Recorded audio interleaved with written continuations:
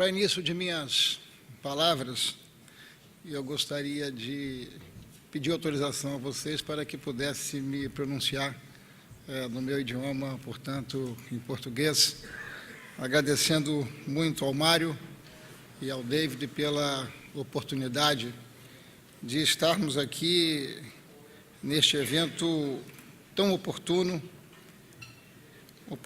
porque foi na cidade de Nova York que os nossos ministros de Relações Exteriores deram o primeiro passo para a formalização, mesmo de forma ainda muito tímida, em 2006, para a formalização, por assim dizer, deste arranjo institucional, que é um arranjo que reúne características muito específicas. Oportuno também porque nós estamos na antessala da sexta cúpula dos BRICS, que será na cidade de Fortaleza, logo após a Copa do Mundo do Brasil ainda este ano. Portanto, cumprimentando o Mário, o David, eu quero também estender esse cumprimento ao nosso querido embaixador Antônio Patriota, que tem o prazer e o privilégio de reencontrar nosso ex-chanceler. Minha participação na manhã de hoje, ela não se resume apenas a uma modesta contribuição pessoal. O que trago é o pensamento do Parlamento, com toda a sua diversidade. Portanto, não se trata de uma voz e de uma fala, por assim dizer, oficial. Daqui a instantes, nós teremos a honra e o privilégio de recebermos Sua Excelência, o Vice-Presidente da República, o Dr. Michel Temer, que estará seguramente falando de forma oficial em nome do governo, mas a minha fala é um olhar do Congresso brasileiro, sobretudo do Senado, em relação ao BRICS. O acrônimo que aqui nos reúne nasceu do mercado quase que por geração espontânea, quando Jim O'Neill cunhou a sigla destinada a ser famosa. Evocando o grande Victor Hugo, pode-se afirmar sobre os BRICS que surgiu com a força irresistível das ideias cujo tempo chegou. Surgiu e se afirmou graças ao charme simbólico de seu sentido concreto, no trocadilho bem achado e, por isso, igualmente irresistível, de sua acepção na língua inglesa. Alguns anos mais tarde, já em 2006, os governos do Brasil, Rússia, Índia e China trataram de navegar naquela conjuntura, nessa boa sacada mercadológica, procurando capturar, ao menos em parte, a imagem de modernidade e dinamismo que passou a ser associado à marca BRICS. As reuniões de cúpula realizadas anualmente, elas ganharam projeção e visibilidade midiática em todo o mundo. Muito além disso, o êxito dos BRICS precisa ser medido pela emergência dos 5 países de distintos quadrantes do globo na cena internacional contemporânea. Emergência que sinaliza transformações de grande significado. Brasil, Rússia, Índia, China e África do Sul, de certo, partilham aspirações e objetivos em uma série de dimensões, sem o que a sigla não se teria tornado uma realidade com substância política e econômica. Mas é importante assinalar que os 5 países também admitem limites a essa convergência em razão dos seus respectivos interesses e por considerações efetivamente pragmáticas, não almejam se tornar um bloco formalizado que vergue ao peso da burocracia, que duplique o trabalho de organismos e associações multilaterais e acabe refém da insuperável complexidade de cada um dos seus membros em razão das suas realidades. Afinal, eu insisto, Brasil, Rússia, Índia, China e África do Sul reconhecem não apenas convergências que amplificam seu potencial de influência no cenário internacional, mas também divergências que recomendam o respeito às diferenças e inclinações decorrentes de suas circunstâncias geográficas, políticas, socioeconômicas e culturais.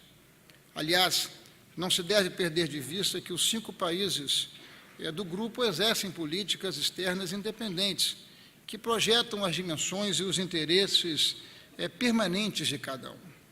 No caso do Brasil, pelo menos em minha visão, nossa tradição de política externa tem índole universalista e visa a autonomia pela diversificação, em função de nossas dimensões, de nossa trajetória histórica.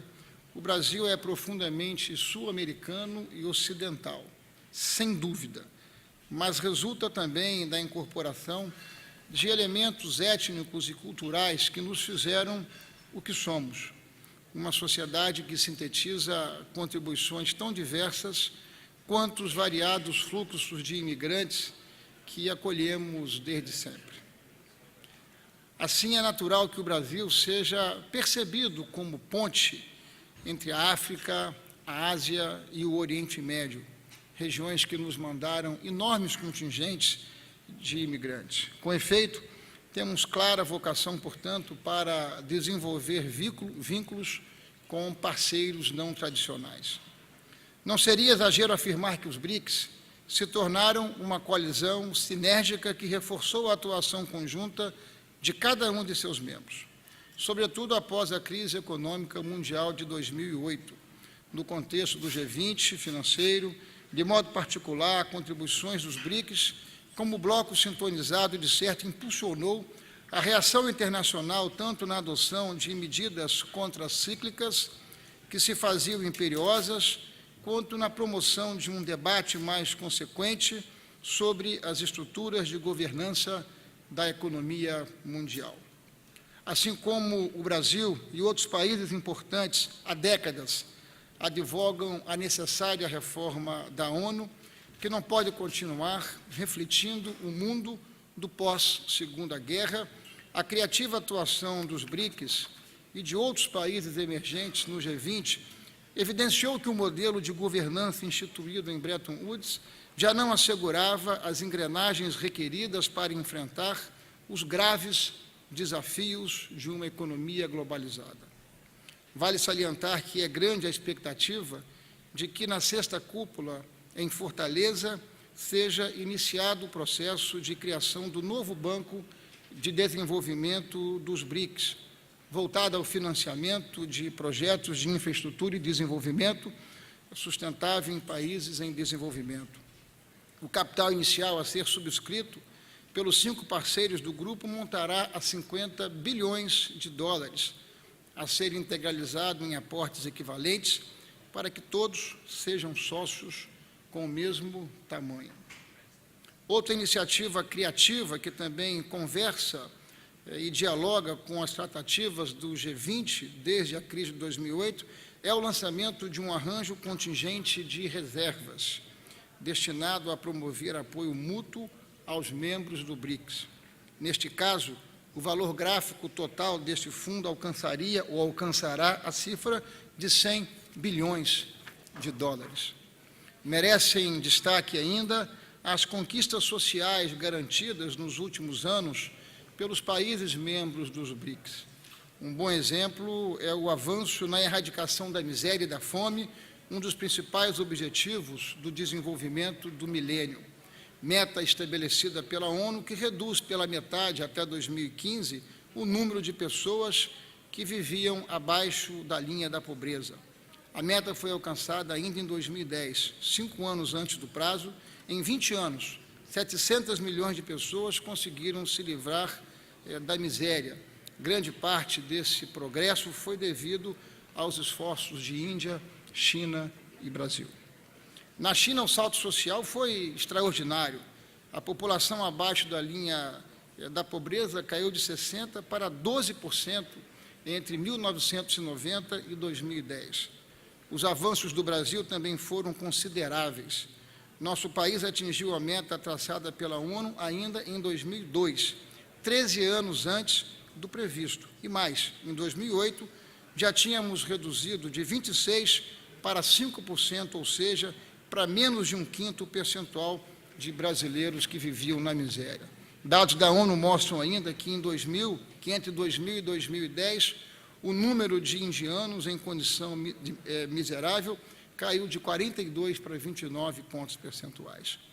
Obviamente, esses avanços no campo social e dos direitos humanos, pois a fome e a miséria atentam contra os direitos humanos, se somam a outros elementos de soft power que valorizam a marca BRICS e potencializam sua influência internacional.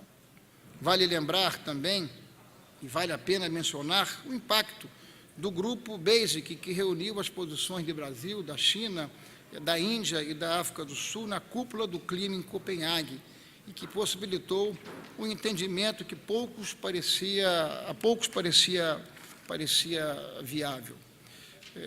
Tomados em seu conjunto, os países dos BRICS representavam em 2001 8% das exportações globais. Em 2012, aproximadamente 18%. Nas exportações agrícolas mundiais, correspondiam a 10%, hoje aproximadamente 14%. Nas exportações de combustíveis e minerais, em nível mundial, correspondem hoje a 15%, quanto as exportações de manufaturas respondem por 21% dos fluxos internacionais. No comércio intra-BRIC, partiu-se de um patamar de 27 bilhões de dólares em 2002 para aproximadamente 300 bilhões de dólares atualmente. Todos esses números e as diversas áreas nas quais o dinamismo da parceria entre os membros dos BRICS se pode aprofundar demonstram que os BRICS são uma plataforma de grande expressão no redesenho, nesse início de século, de um cenário internacional em rápida transformação. O processo da globalização, que convive com a estruturação de um sistema multipolar de poder e influência, que substitui o maniqueísmo da Guerra Fria, deve ter nos BRICS uma coalizão vocacionada, em princípio, para a manutenção da paz, da estabilidade. Esta é a perspectiva que motiva o nosso país nessa parceria, pelo menos do ponto de vista da visão do Parlamento brasileiro, do Senado da República, onde tenho o prazer e o privilégio de presidir a Comissão de Relações Exteriores. Para concluir, não posso deixar de observar que a inclinação universalista da atuação internacional do Brasil não deve ser alterada quando nos perfilamos neste ou naquele grupo temático ou regional. Ser membro dos BRICS ou de qualquer associação semelhante não corresponde a uma tática excludente. Em outras palavras, essas opções estratégicas não se dão em detrimento de uma diplomacia capaz de interagir e dialogar também com todos os nossos parceiros tradicionais. Refiro-me como ilustração às relações do Brasil com os Estados Unidos, que sempre terão especial relevância para o nosso país. Nossa antiga parceria com os Estados Unidos, que envolve não apenas os governos, como também os agentes econômicos e comerciais e as sociedades de ambos os países, é maduro bastante para superar eventuais desentendimentos. A agenda positiva, que é ampla e significativa, sempre logrou sobrepor-se à negativa, que é episódica e se compõe de itens que tendem a ser transitórios. Nossa expectativa é de que, em breve, a interlocução entre os mandatários do Brasil e dos Estados Unidos retome os níveis de influência que tinham antes dos lamentáveis problemas que vieram à luz do ano passado, com as revelações sobre o alcance das investigações eletrônicas do Serviço de Inteligência norte-americano. Aliás, a presença neste evento, estava aqui entre nós, do senador Dodd, me faz ter certeza de que o Congresso dos Estados Unidos e do Brasil tem um papel importante a desempenhar nessa construção e nesse rumo. Finalmente, concluindo, registrando que, assim como os demais membros dos BRICS, o Brasil é grande demais, autônomo demais para guiar-se em sua política externa sobre o abrigo de grupos ou de siglas. Afinal, brick, em inglês, significa tijolo, construção, e não biombo ou escudo. Muito obrigado.